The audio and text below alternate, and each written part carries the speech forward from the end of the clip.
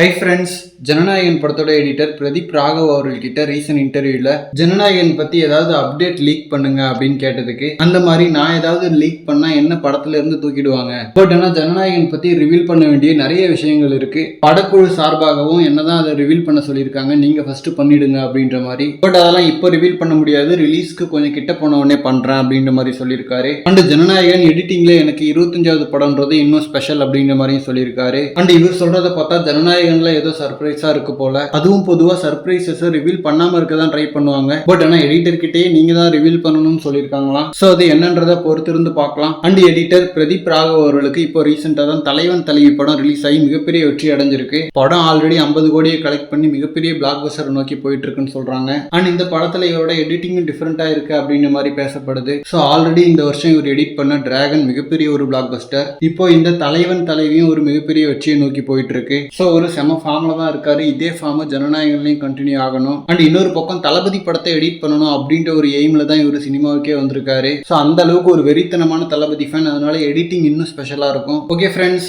First trailer எப்படி deliver பண்றாருன்னு பார்க்கலாம். ட்ரெய்லர் கட் பண்றதுலயுமே இவருக்கு செமையான ஒரு நேம் இருக்கு. ஏன்னா கவினோட ஸ்டார் படத்துக்குலாம் ட்ரெய்லர்னாலேயே நல்ல ஒரு ஓப்பனிங் கிடைச்சது. ஓகே ஃப்ரெண்ட்ஸ், இந்த மாதிரி தளபதி பத்தின ஹாட்டான அப்டேட்ஸ்க்கு நம்ம விஜய் ஃபோர்ட் சேனலை சப்ஸ்கிரைப் பண்ணுங்க. தேங்க்யூ.